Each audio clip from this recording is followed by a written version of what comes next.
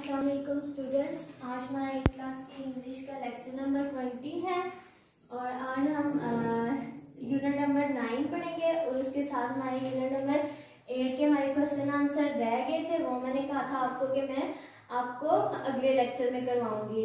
तो आज हम पोएम भी पढ़ेंगे और उसके साथ साथ हम क्वेश्चन आंसर भी करेंगे। ठीक है, क्वेश्चन आंसर हम सेव करने के करेंगे सबसे पहले।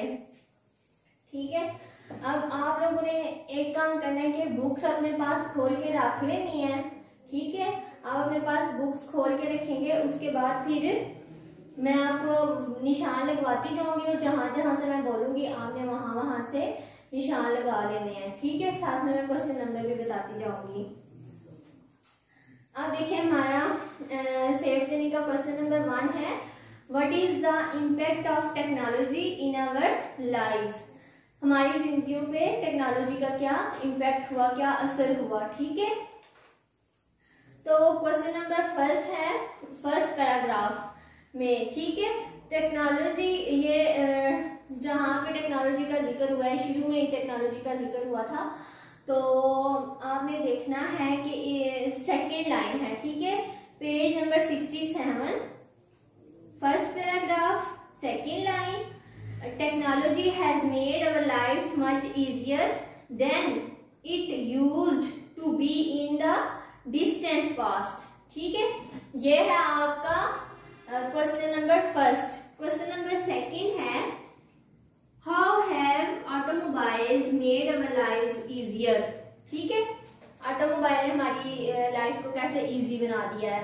अब जहाँ पे आपने क्वेश्चन नंबर फर्स्ट जहाँ पे आपने खत्म किया है वहीं से आगे देखें, the introduction of automobile has made our journey comfortable, one can travel from one place of the country to another in a few hours. ये आपका है question number 2। Question number first भी हो गया आपका, क्वेश्चन नंबर 2 भी हो गया। अब क्वेश्चन नंबर 3 है, how can we use a motor vehicles properly.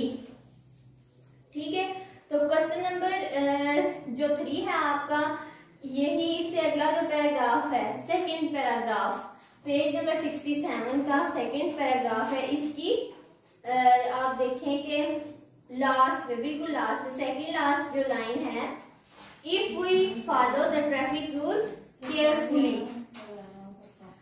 ठीक है, we can use a motor vehicle properly if we follow the traffic rules carefully। ये यहाँ तक है, क्वेश्चन से भी आपने करना है। ठीक है, देन आपका फोर्थ क्वेश्चन है, whose responsibility is to ensure road safety। तो ये आप पेज नंबर 67 की फर्स्ट लाइन पे आ जाएं। It is the responsibility of all of us, IE लिखा हुआ है, इसका मतलब होता है लाइक, जैसे कि। ठीक है, the traffic police, the drivers, the common people to ensure road safety. ठीक है, ये आपका क्वेश्चन नंबर 4 हो गया। देन आपका आगे question number 5, what does the sentence speed thrill but kills mean. कहता है कि इसका क्या मतलब है। ठीक है, तो ये क्वेश्चन आपने, ये जहां पे आपने आपका क्वेश्चन नंबर 4 खत्म हुआ ना, इसी से अगला पैराग्राफ है, यहाँ पे है, over speeding can result in the death of the motorist as well as others. ये यहाँ तक आपका क्वेश्चन नंबर 5 बनेगा। क्वेश्चन नंबर 6 है, how is our motor vehicles are deadly missiles. तो ये आपने करना है पैराग्राफ नंबर, जहां पे आपका क्वेश्चन नंबर 3 था ना, उसी पैराग्राफ में देखें, if not used with care. ठीक है, मिसाइल वो कह रहा है कि अ मोटर व्हीकल, क्वेश्चन से आपने कहना है, a motor vehicles are deadly missiles if not used with care, if not used with care. ये आपका क्वेश्चन नंबर 6 हो गया। क्वेश्चन नंबर 7 है, how can traffic rules B effectively enforced. तो क्वेश्चन नंबर 7 आपने करना है, जहां ये वाला पैराग्राफ था ना ओवर स्पीडिंग वाला, क्वेश्चन नंबर 5 था, जहां पे इसी से अगला पैराग्राफ है, ठीक है, 68 पेज पे। It is the duty of the traffic police to ensure the drivers observe traffic rules, ठीक है। यहाँ फिर आगे आगे आपने करना है, heavy fines may be imposed if rules are violated। यहाँ तक आपने करना है क्वेश्चन नंबर 7। आपको समझ आ गई? अब क्वेश्चन नंबर 8 है, व्हाट इज ज़ेब्रा क्रॉसिंग, ठीक है। तो ये मैं आपके लिखूंगी, बोर्ड पे लिखूंगी क्वेश्चन नंबर 8, क्योंकि आपकी बुक में नहीं है। व्हाट इज ज़ेब्रा क्रॉसिंग, ठीक है। Zebra crossing is the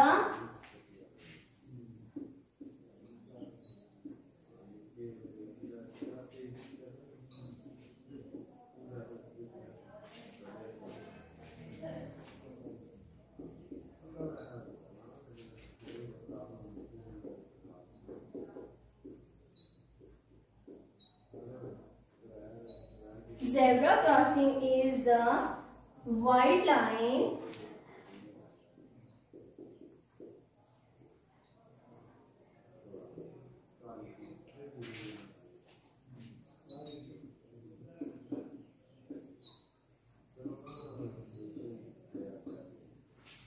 on the road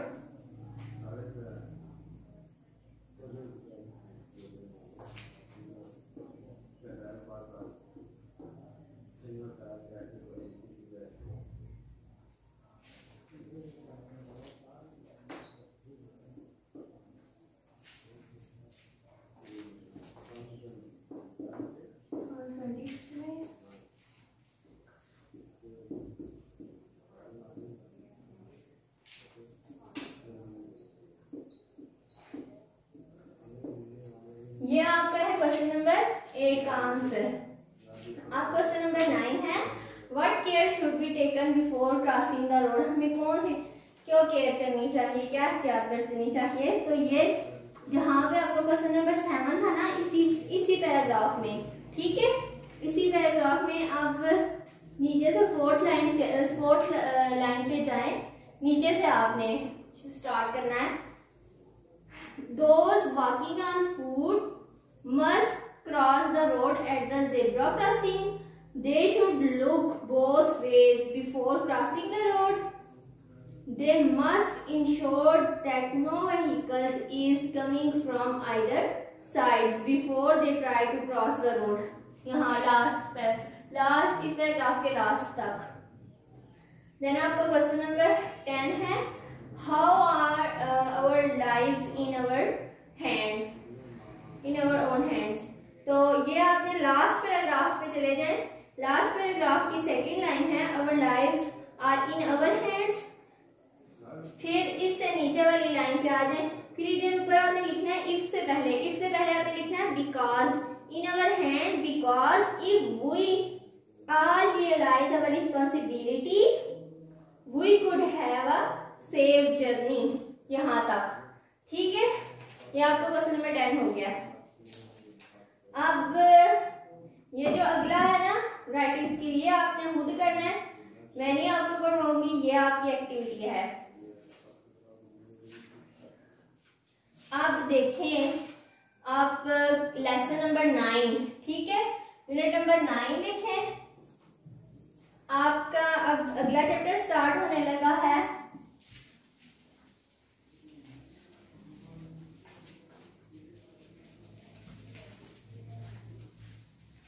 chapter number 8 जो है वो आपका कंप्लीट हो गया। अब आपका चैप्टर नंबर 9 है। तो ये आपकी है पोएम। पहले हम पोएम को पढ़ेंगे, उसके बाद ही हम इसकी एक्सरसाइज करेंगे, ठीक है। आज हम क्या करते हैं, आज हम ना इसका पढ़ लेते हैं, क्योंकि आपके पीछे क्वेश्चन आंसर भी हैं। तो आज हम पॉइंट पढ़ते हैं और पॉइंट के क्वेश्चन आंसर्स कर लेते हैं, ठीक है। तो उसके बाद ही हम इसकी समरी पढ़ेंगे अगले लेसन में, अगले लेक्चर में हम इसकी समरी पढ़ेंगे।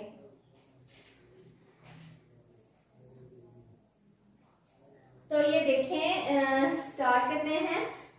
इसका नाम है, चैप्टर का नाम है stopping by woods on a snowy evening, ए बर्फानी शाम को और जंगल में क्याम।